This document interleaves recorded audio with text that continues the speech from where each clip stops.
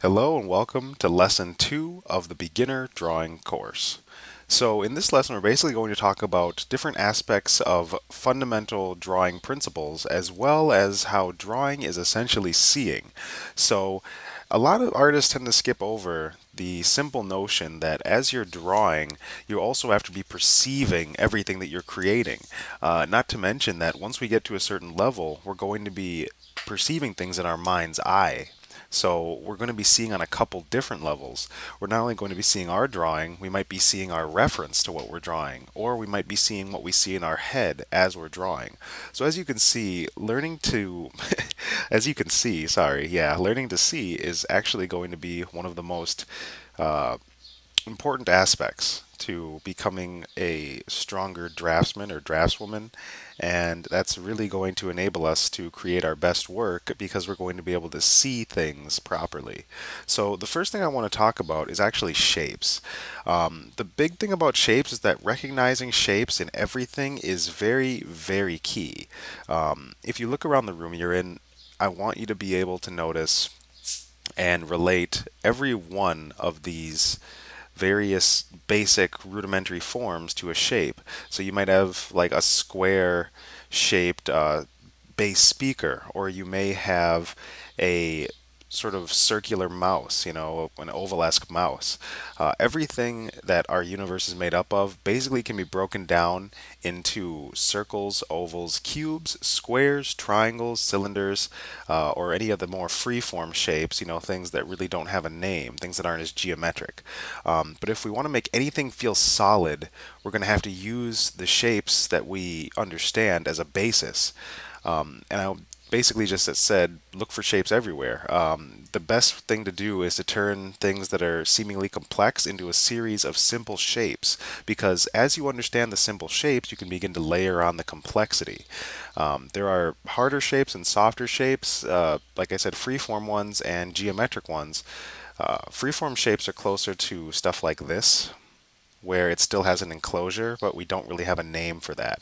Whereas if we look at that negative space right there and draw a circle in, now we know that that is a more geometric shape. We have a name for it. And these shapes are also two-dimensional, which I want to mention as well. A lot of the time, since we're working with a two-dimensional medium, quote unquote, which we're actually going to challenge later, we're working with a two-dimensional medium, we want to be able to see both graphic shapes, which are flat, and dimensional shapes, three-dimensional shapes, which have the z-axis. The z-axis being depth, so it has that dimension to it. Obviously, the way some of these are drawn is to infer that there is an unseen side and thus get a more of a feeling of solidity. So I want you to start recognizing these shapes and understanding that after acknowledging that everything is made up of them, start to use them in your drawing, start to look at them in your reference, and look at them in life, and start relating everything to shapes. And as we know, learning is actually a process of relating things back to other things you know. So, for example, if we're thinking about a head, you might think of that as an egg shape. It's not an actual egg shape, but if you look at a lot of head shapes and you squint at them, which we're going to be talking about later, the squint move, you're actually going to take note that most heads are very egg shaped at their core. And yeah, maybe we have to harden some of those edges by making more crisp, clean lines around it, as opposed to one smooth movement, but we're still going to be having that general egg shape to go off as a basis. So shapes are there to start off as beautiful simplification tools, and then we move on later to adding those layers of complexity. But all shapes are going to help us draw and help us think, all in dimensional terms. So let's really start to acknowledge those. Moving forward, I also want to talk about that squint technique. One way to more easily recognize shapes is to go from your sort of normal default eye position to a more squinted one. So less light is entering your retina. And the technique that we often need to use and get in the habit of using is squinting. Not only squinting at our drawing, but squinting at our reference. Because less light will enter the pupil, and the benefits of that are the values will read stronger. And don't worry, we're going to be talking about values in this course. You have better edge discernment. We'll also be talking more about edges as well. Like we just got into, shape recognition is probably my favorite aspect of squinting because shapes that are seemingly complex, all of a sudden, when you squint at them, become very, very simple. And that's what we want because we can all understand simple, right? A master artist is one that makes you think that they've layered on all this complexity, and they kind of have. But as you develop your taste, develop your eye, and learn to see as well as draw, you're going to acknowledge that really they used a bunch of simple shapes and created a pattern with them that made us think that it's complex. It's almost a magic trick, guys, and I want to show you guys the how to pull the rabbit out of the hat in this course, essentially. So, shape recognition is how we're going to be doing that, or one of the ways at least. But yeah, parsing the complexity, so making readable data out of data that seems complex. That's another big thing for squinting. Just as a real quick overview of values, values are just the amount of brightness that everything has. So when you squint, values become more apparent. If you're squinting at this little square that I'm painting right now, you're going to see that it's got a very dark value, especially on this white value background. But if I take that same value and I paint a square that is less dark, we then have a value that's even more high key. It's higher scale. It's not quite as bright as this white value, but it still is lighter than this one. And then finally, we'll go one shade lighter still. So we have sort of a light gray, which is about in the 60 percentile. We get closer to 7, so we'll call that a 7. We'll call this a 5, so it's halfway between dark and light. And then this one obviously sinks deeper into the shadow territory as a value because it's closer to about 2.5, but we'll just round down to 2. So your brightness slider in Photoshop can help you identify values initially, but as you move on, you'll be able to discern them on your own. And then the final value, aside from white, is just black value.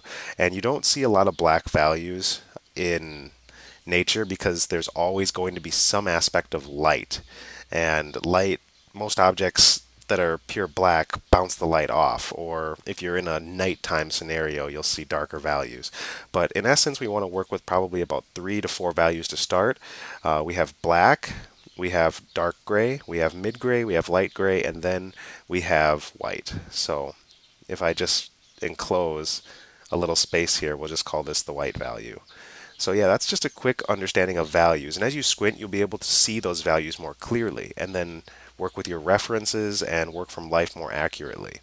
Values are a big part of getting form, so we'll talk even more about those later. I just wanted to give you a nice quick overview on what values are. Just in case you didn't know.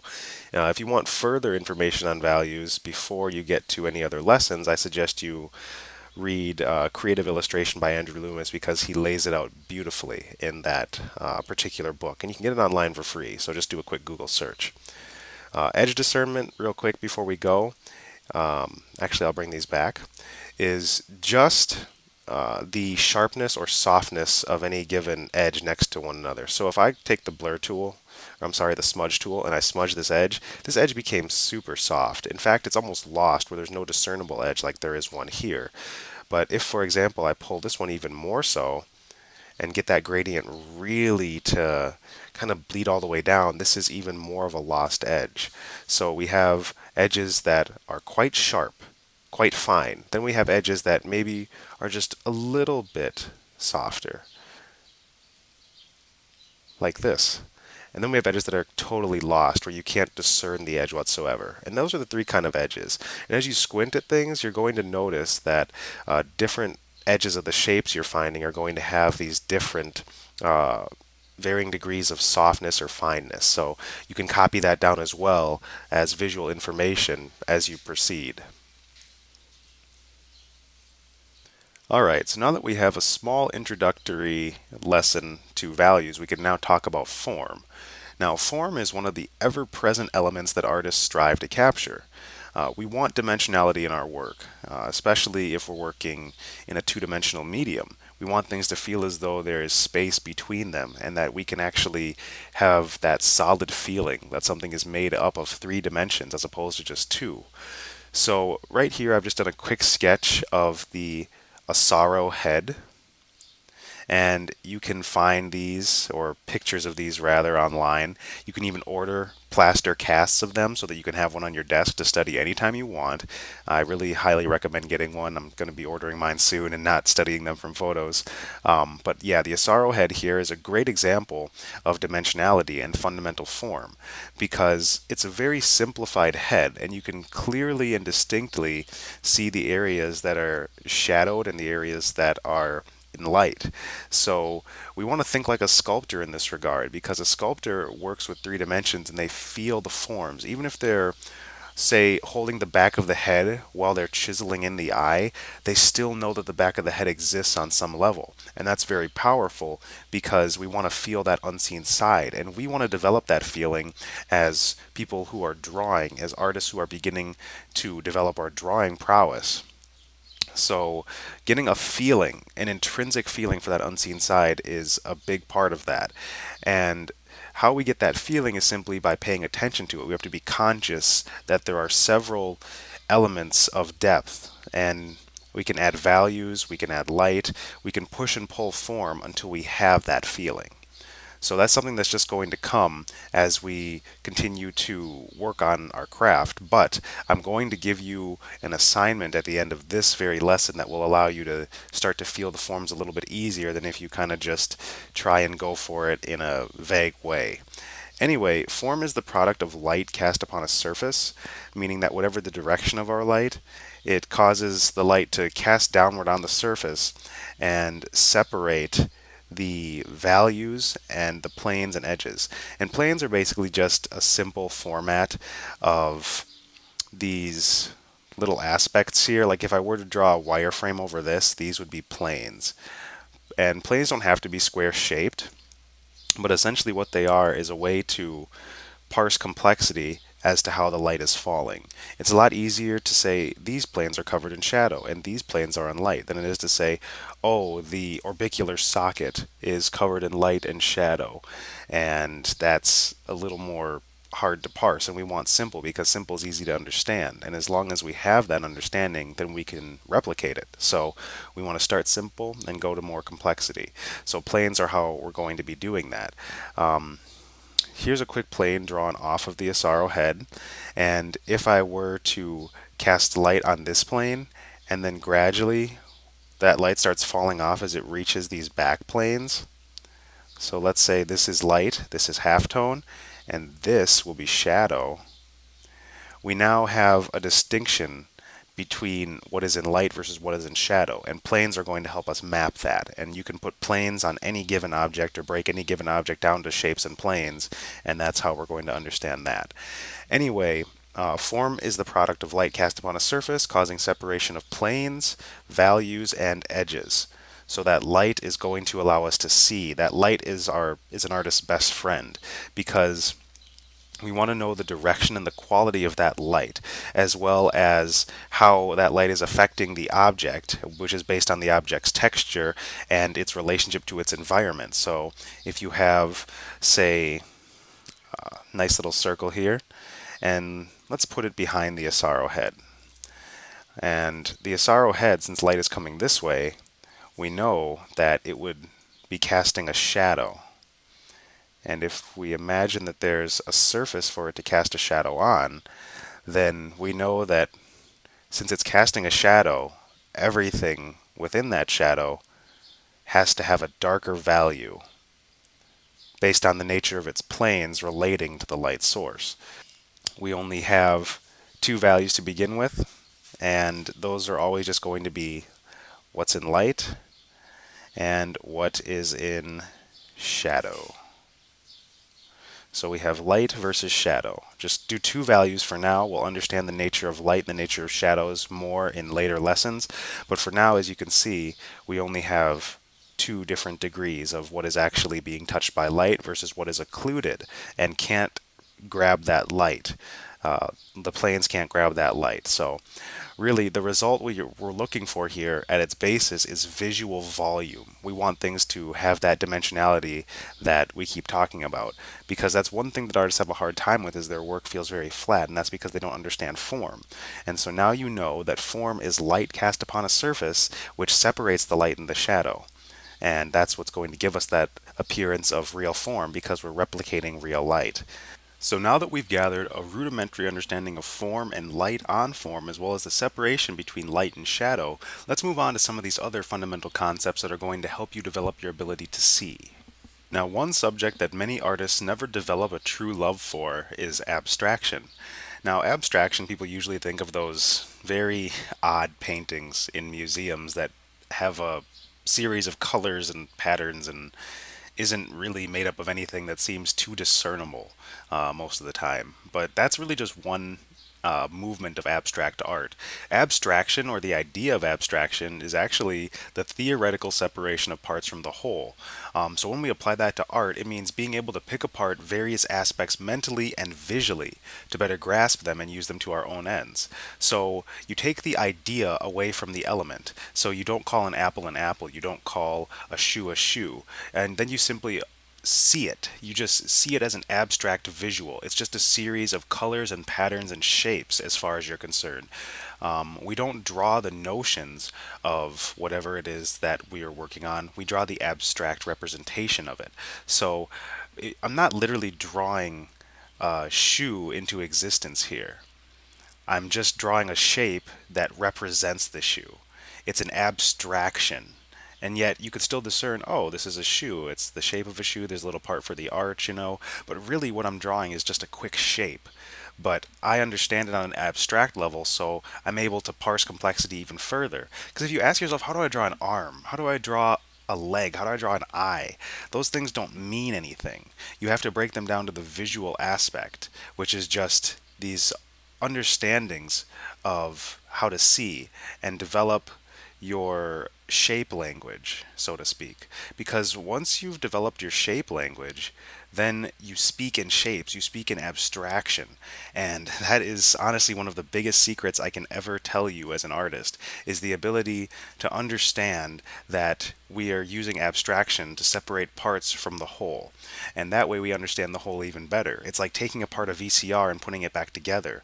You have this brand new, fresh understanding that just permits you to access higher levels of artistic information.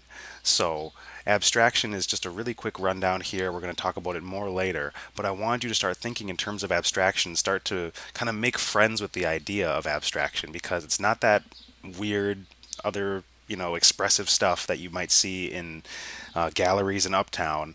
It is the idea separated from the whole so that we can better understand it and pick it apart and use it for our own artistic endeavors.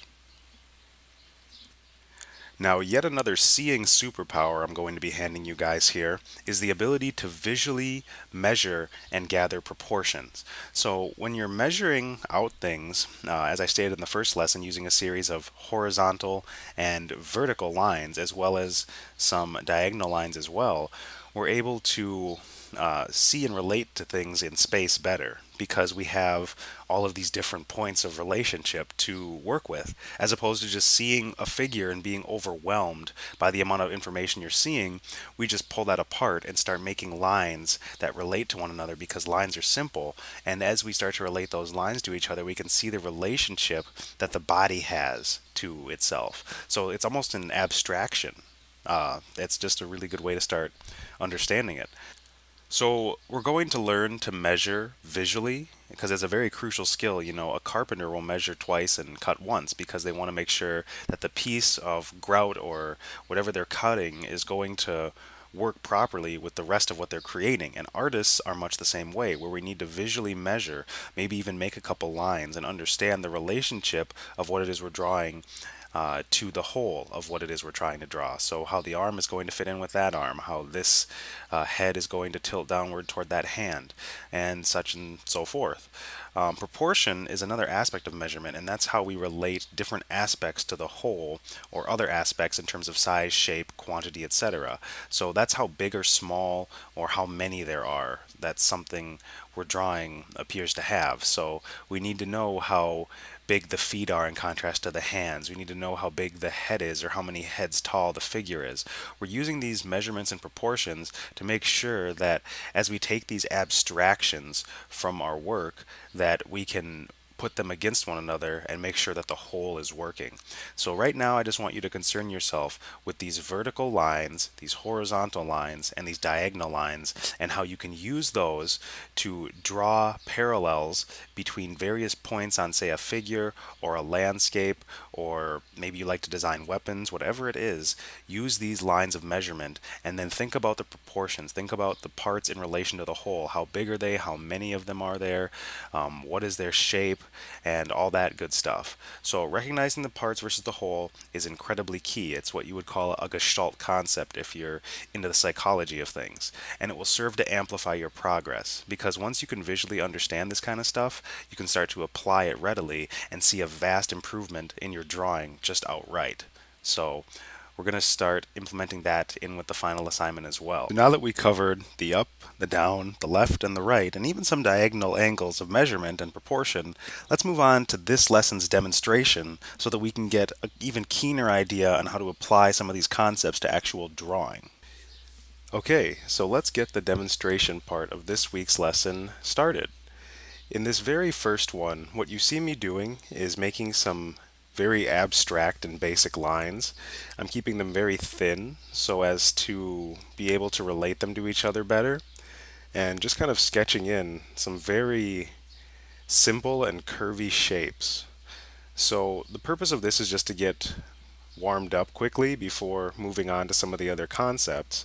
But even in this warm-up, you can see that I'm just kind of tracing the contour, and quickly, if you watch the motions of my stylus or my cursor, you'll see that I'm actually touching on various points and I'm feeling them. I will actually move my stylus to the point I want to touch and feel out, and relate that to another point, and then draw the shape in.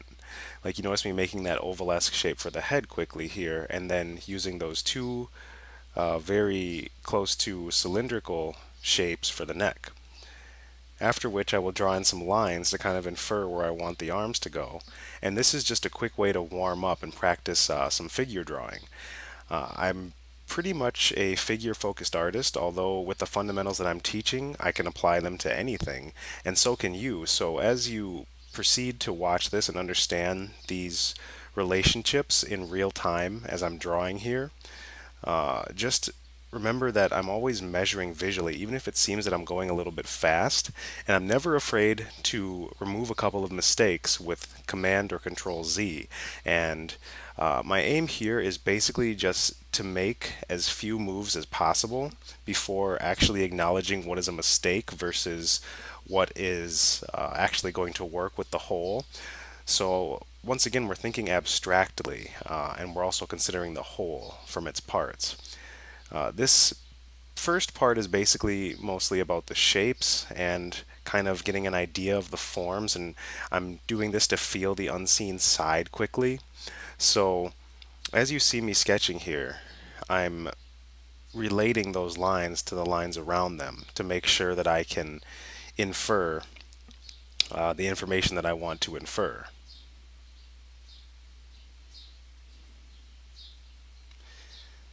But in essence, when we make as few moves as possible, which can be hard if we're in sort of a excited state, then we have a much easier time cleaning up our drawings, because it's inevitable that you're going to make mistakes or lines that don't match up with the rest of it. But the key here is to try and make as few moves as possible when you're relating these abstract bits together or thinking about these shapes. So I just have a quick sort of a girl stretching pose, very gestural figure, very light lines, just trying to loosen my hand up and start to feel the unseen side. And this is what I do to enter a state. I'll talk more about states in later lessons, but basically it's almost a little bit of a meditative thing to get us primed for doing the best drawing we can do. So this is just a real quick sketch here, feeling forms, seeing sides, even drawing through some of the forms. But I'm going to show you guys how to start off on something a little more simple, instead of just showcasing this. So moving forward, we're actually going to be using those rudimentary shapes to create figures. So here's our nice little oval-esque egg shape. We use a small little rectangle for the head. The torso I like to break up into either 2 or 3 parts. In this case we're doing, it's pretty much two, but we have sort of a third joint in the middle, and those are made up of sort of parallelograms that are fairly squarish, rounding off the bottom for the hips, and then we're using more of these simple, straightforward cylindrical shapes to infer where the arms are going to go. Now, I usually like to create a line first for the general direction of the arms, and then I will actually go in and begin to draw the form around those lines. So we're starting with something simple like a line, and then we start layering on our complexity. Once again, that's a theme you're going to be seeing a lot here, is starting off with really rudimentary aspects and relating those to each other, and that becomes the scaffolding in which our complexity and our building or our drawing is going to be built. So it's all a matter of getting that information down and then elaborating upon it. So as you can see, these are all very basic shapes, even more basic and even more geometric than the warm-up drawing that we just got through watching. And the reason for this is because I want to show you guys that you don't need complicated shapes to get a nice little maquette or a nice little figure down. Now, you could lower the opacity on this guy on another layer and just draw right over it if you like the pose. What I'm going to be doing next is doing another quick one. This one's going to be a more feminine one, and I changed the color up just so we have a good differentiation here. As I'm doing these, I'm always squinting.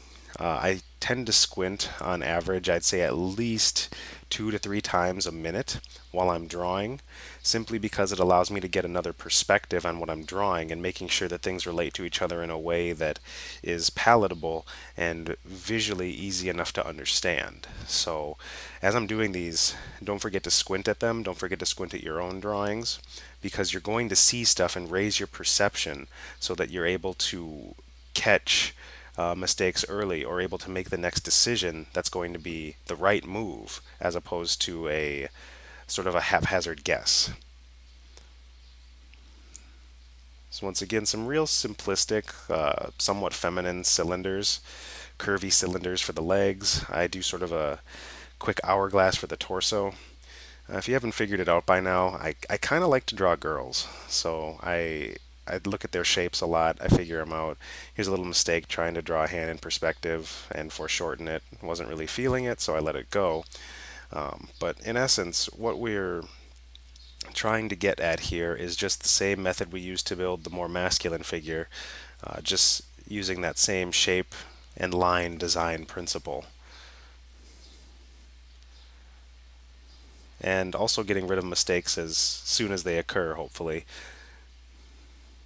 so that we don't have to go back to them later or make mental notes that's going to take up our thought space while we're drawing. So you notice I draw a lot on the shapes to infer the form if I'm not doing shadow. So I'll actually go in and I'll draw on the surface of the shapes, which is one of the aspects of the assignment that I'm going to be giving you once this demo is over. So you want to be kind of mentally preparing yourself to start drawing on those shapes to really feel the unseen side and gauge the dimension. So here's sort of a quick, cute little feminine pose on a feminine maquette or figure. Just drawing it all in real quick, getting rid of the limbs, and eventually ending up with sort of a little power pose. And here I'm using a little bit more of an angular shape for the head. This one's going to be even more masculine than the first one. And I'm actually going to add a teeny bit more complexity too. So you see that I'm still working with very simple shapes, although there's a little bit more of an anatomical, overtone to these. I'm drawing on the forms, I'm drawing out the muscles, and adding just a little bit more complexity than the previous two.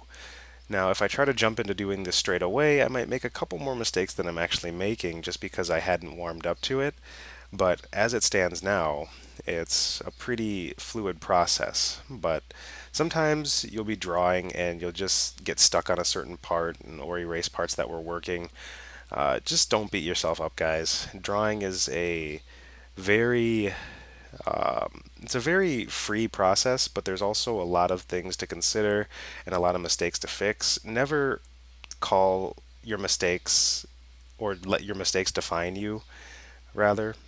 I guess what I'm trying to say is do not let your mistakes define you and don't call yourself out in a way that hurts on them when you make mistakes. just look at them and correct them. Ask yourself what it is you did wrong and admit it. Just get down to a level where you own it, but don't let it own you. So just make the mistake and fix it right away, and that's it. Just a nice little tip for getting better and feeling better while you're drawing. Because I know when I started out, I would associate every mistake with my failure as an artist, and that made it really hard to progress in the beginning. So don't do that. Don't do that at all.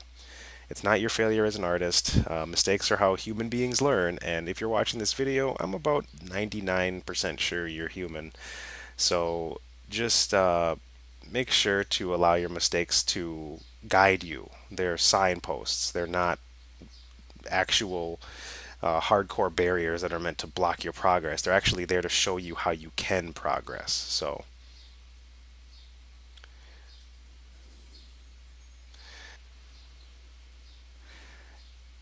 yeah, once again, none of these are what I would consider finished drawings per se, but they're all here to serve the purpose of either warming up, practicing fundamentals, like drawing through form or squinting or layering shapes. And after I start to understand and feel that, then I would go into more complex drawing, or I would draw over these with on a new layer as though it were tracing paper. So keep that in mind that some stuff is merely for study and other stuff happens to be more for actual finishing. But we're not going to get into too much finish for this whole course, basically just because it's more so about these fundamentals that we're working on. So as we work these fundamentals, this is the final aspect of the demo that I'm going to be doing here. I'm just going to create some quick lines so that I have things to measure against and can get a more dynamic pose than the kind of basic standing ones or sitting ones you saw me doing before. And the reason for this is because those lines have a sense of flow to them. They have a sense of measurement, and so I can relate my drawing back to them and begin to do that technique I talked about, wherein we have an initial rough drawing and we lower the opacity and begin to trace over it with a more refined drawing. I call this process iterative drawing. It's very, very common in all aspects of drawing. So I'm not sure where I learned it first. I used to just go with one drawing. But as you progress, you'll really want to ensure that if you're going to have a drawing that has any level of complexity or isn't in your complete comfort zone, you want to use stuff like these measurements and having a quick gestural sort of mannequin or a maquette where it isn't the finished drawing, but it's like having that base that you can lay clothes and hair and features over.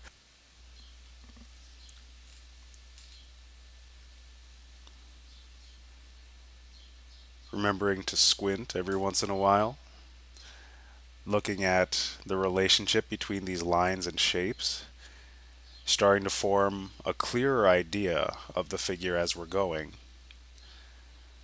seeing where we want the limbs and playing with stuff, erasing a lot, just having a lot of fun experimenting and understanding and correcting the mistakes that arise.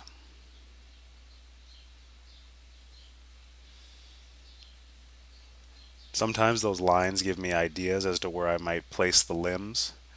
One thing I often struggle with, and I know a lot of other artists do too, is not really knowing what to do with the arms or the hands. I mean, the legs, you kind of have to figure out a balance with them, so there's always that. But when it comes to the arms, it has to be about a gesture or an expression. It has to aid in balance as well, so sometimes a couple additional lines will allow you to get more ideas as to how you're going to pose your figure. As you can see, I'm using one of my more advanced maquettes for this initial drawing. And the reason for that is because it's definitely a pose outside of my comfort zone. So I'm doing a little bit more noodling and figuring stuff out than if I were to just do a pose that I've drawn, hundreds of times. Kind of wanted her to be leaning up against something, supporting most of her weight on it. And sometimes I'll draw miscellaneous lines to see or to have a quick visual on where a limb might go instead. As you can see, I'm making a pretty crazy mess here. Now, it's kind of a slovenly thing. I am experimenting. I am just kind of playing around. So I wouldn't recommend doing it to this degree when you're just starting out. I wouldn't play as much because you might not be able to clean your mess up. And to be honest, I could probably go with a little less movements and motions because a lot of them are a bit wasted, but that's okay because you can also have examples of what not to do. I have a strong belief that as humans, we are just perfectly imperfect, and we need to be able to see those flaws in order to correct them. But we also need to just be easy enough with ourselves and say, hey, it's all right that I did this because now I know the right thing to do. So it's always good to teach by example. Anyway, you see now that we have our initial shapes into place. I squinted at the figure and got an idea of what the refined pose is going to be like. And then I start using those forms and those three-dimensional shapes that I drew for the limbs to guide me in the second drawing phase here. Now, sometimes you're going to noodle a lot and you're going to erase a lot and you're going to make a big mess. And that's okay. I mean, don't get discouraged by it unless it's happening every single time, and in which case you still shouldn't be discouraged. It should be more of a, okay, so why am I making all these unnecessary movements? And you just kind of question yourself out of it to break the pattern. But every once in a while, especially when we're out of our comfort zone, we're going to be drawing in ways that require us to do a lot more figuring out. So, sometimes it's okay just to make peace with that. Since I was having trouble drawing those more organic forms, I decide I'm going to kind of armor her up. I had an idea of sort of a superheroine where she would be maybe in a post-apocalyptic setting, perhaps genetically altered. I start to think a lot about fantasy, sci-fi, post-apocalyptic stuff in my more imaginative work, and I'm sure you do too. We all like to kind of play with more fantastic concepts after we do a lot of these rudimentary technical exercises. So it's good to have fun. It's really, really good to have fun because then you're learning the most and you're more likely to continue if it's a lot of fun. So just remember to squint as we're going along here. Every once in a while, you'll see the shapes become much more stark and strong and pronounced, and be able to see their relationship to each other in a whole new way. Just develop that habit of squinting. We're going to be using it a lot in the assignment to come, so make sure that you are being aware of that. In terms of abstraction, which I haven't talked about as much in this demonstration, what I'm doing here is I'm simply breaking up the forms in an abstract way. I'm drawing little shapes onto her outfit. And you can see I had that base shape, which is her torso, but now I'm breaking it up with all these other free-form geometric shapes and lines. So we're not only implementing stuff from this lesson, but the first lesson as well into this particular drawing. Now, I highly suggest you start to do that as well, simply because in your drawings you want to make sure that you're solidifying all of these concepts as much as possible and really getting to know them, getting to know your tools, so that as you play and experiment, you'll begin to get a better feeling for them and be able to deploy them easier. It's like using a hammer until you're proficient enough not to hit your hand as you're trying to get a nail into the wall. Just comes from repetition and correcting your mistakes and getting that feeling of it in your hand. So that intrinsic feeling you have allows you to do something without having to process it as overtly, without having to stop and analyze and then make a move. It's good to be able to do that, but it's also a lot of fun to get to the point where you're so relaxed and so adept that you're able to just seemingly effortlessly create an action. But don't worry too much about that. That is stuff that comes just with time. It's kind of one of the more fun concepts. But as you start to get into drawing and start to have more fun and see progress, you'll notice that a lot of it is a bit of a battle. And that's okay. Like I said, really relax into that. Be okay with making a lot of mistakes and just have a lot of fun fixing them. Be happy and thankful for the mistakes because you'll get better so much faster than the people who are harping on themselves and beating themselves up and making drawing not a fun process. Because then you're apt to draw less and you're apt to associate drawing with pain. And whenever you associate anything with pain, like going to the doctor, it just makes it hard. It makes it unnecessarily strenuous. So really, the struggle of art is not meant to be a super emotional one. It's just meant to be one of finding those mistakes and getting the little golden egg out of the mistake and being able to move forward, not making the same mistakes. Like, for example, that hand is totally huge, so I lasso tool it and shrink it down. And even so, it still might be a tiny bit big. I mean, she's not a petite girl, she's more of an athlete, more of an Olympian. But you want to be sure to understand these proportional aspects because then, as you're squinting and relating these pieces to each other, you'll get this information and say, hey, is this working right? Kinda, or no, not really. And if you have that feeling like I did with the leg, then you're just going to have to figure something else out. And so now I'm going off of my visual library here and I'm conjuring the image of what it would look like if she was just a little bit more uh, leaning into whatever it is she's leaning into. And that's how I know how the other leg is going to be positioned. And I knew the shape of that leg because I know what strong legs look like. I've studied from life, I've studied live models. And so I also use these basic shapes. And you notice that I will not only just completely get rid of it and redraw it several times, but I'll do that for several different areas. And each time I'm getting clearer and clearer as to what I want. So she's in sort of this super heroine getup that seems maybe a little bit futuristic or post apocalyptic. And that is something that I'm getting at by drawing it a lot.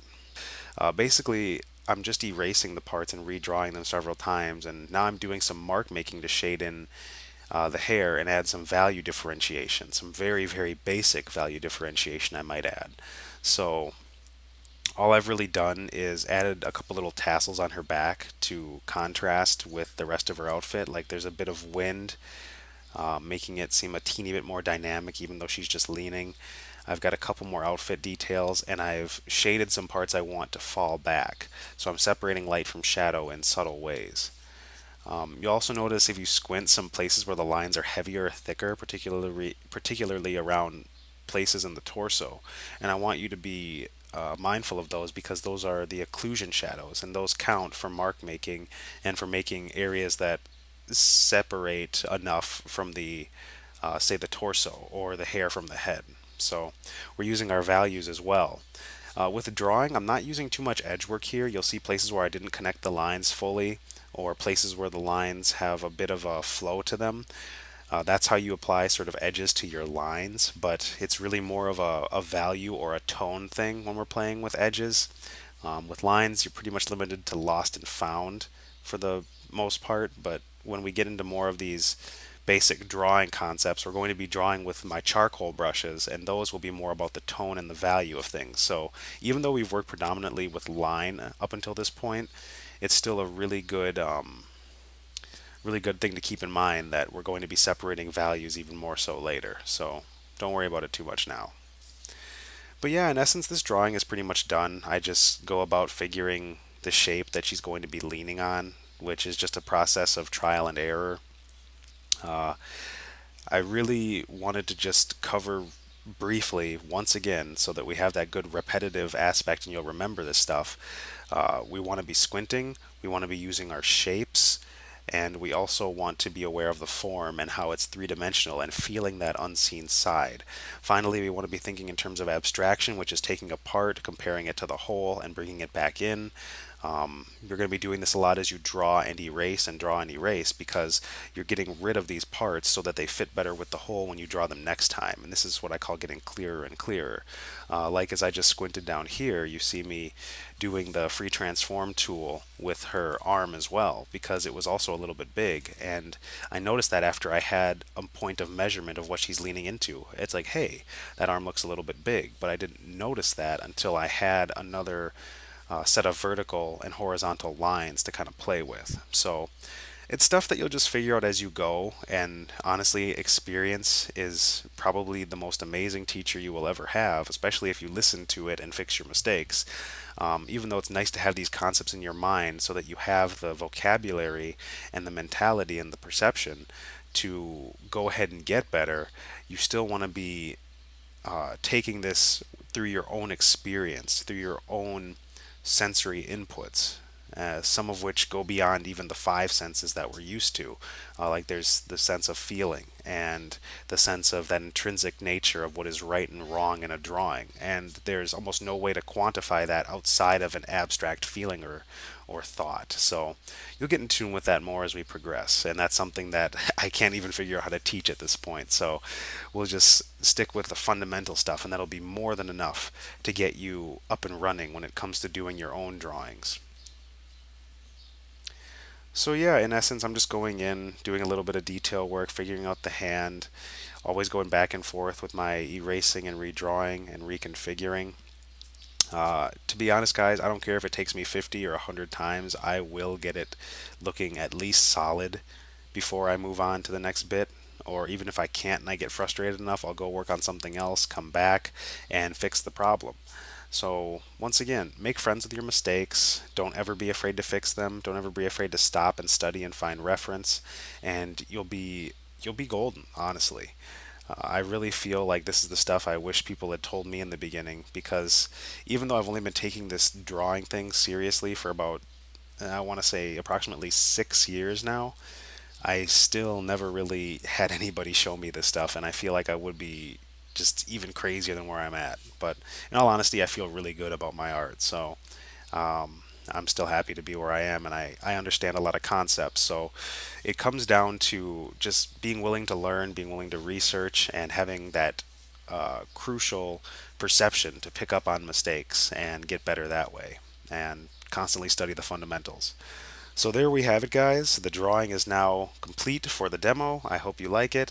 Had a lot of fun. And now we're going to be getting into the assignment aspect of things, where I'm going to be giving you the prompt for getting all of these principles we talked about down in the next couple pieces over the next week. So let's move on to that portion now.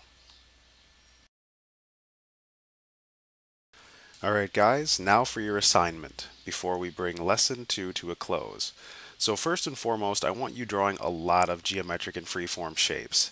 That means the kind of stuff that we talked about in the very beginning of the video, just to make sure that you understand how to kind of rotate them and turn them around in space and get a feeling of these shapes, because if you can't draw basic shapes, you're going to have a very hard time drawing figures or landscapes or planes or cars or whatever you want to draw. So make sure you're practicing all those ovals and circles and rectangles and squares and all that fun stuff. So definitely draw 100 plus geometric and freeform shapes. You can shade them if you want. In fact, I recommend you do. You can do them just in line as well. There's no problem with that. But one thing that is mandatory is drawing on the surface of said shapes, making sure that you can break them up into more three-dimensional looking aspects of your shape design. So not only do you want to be able to do very flat and graphic shapes, but you also want to be able to add dimension and volume to those shapes so that we can actually have that feeling of solidity. And you can do this with values or just simply in line. And that's a big part of the assignment as well. You can also draw through the shapes so that you understand all the sides and get an X-ray structure of it. And this again will help you feel that unseen side, which is definitely what we're going for in drawing, because we want that sculptor's edge. We want that feeling of being able to see through and feel these shapes so that our drawings don't come out flat and sort of hollow feeling. Finally, we want to practice putting those shapes into figures and squinting all along the way so that we get a new perception of each figure and pose. So that's that simple stuff we talked about, where we have really super basic shapes being put together in order to have some format of figure and be able to use that to test poses and move around and use as a basis for more advanced drawing. So we want to take those basics and begin to do figures. It's a really good idea to draw through the shapes on the figure as well, and to even shade some of them if you want. Also draw on the top of them. So not only are we drawing superficially, which means on the surface, but we're going to be drawing on the inside as well of these shapes. Finally, I want you to start applying horizontal, vertical, and diagonal lines as a means to measure those proportions. I highly recommend that you start using reference for putting the figures into practice with shape. So find pictures from the reference PDF that I've included. If you're watching this video on YouTube, it is the last free video that I'll be putting out. You actually have to go and get and enroll in the course if you want the other material. But regardless, you can go to lesson 1 and there's a resource PDF on Dropbox. But for those of you who bought the course, and I thank you deeply, that reference PDF is in your downloads and you can just go through that as well. So I want you to spend 1 to 4 hours per day doing these exercises before moving on to lesson 3. Now these are absolutely crucial because not only are you squinting and understanding things on an abstract level, but you're going to be able to take these shapes and start adding complexity like we practiced all throughout kind of the demo here. So good luck on your assignments, guys. You can always feel free to email them to me at pwrpainter@gmail.com. So pwrpainter@gmail.com. You can email your assignments to me and I will give you feedback. I'll be more than happy to. So people who buy the course get obviously the priority when it comes to that, but even if you're watching this for free, I will still be more than happy to take a look and give you a couple lines of direction. So once again, thank you for watching this video. Put these principles into practice and don't forget to have a ton of fun. Happy drawing, happy painting. Let's hustle. Let's go for the next week and get all these assignments done so that we can move on and get to even more comprehensive and cool aspects of drawing. I'll see you in the next lesson.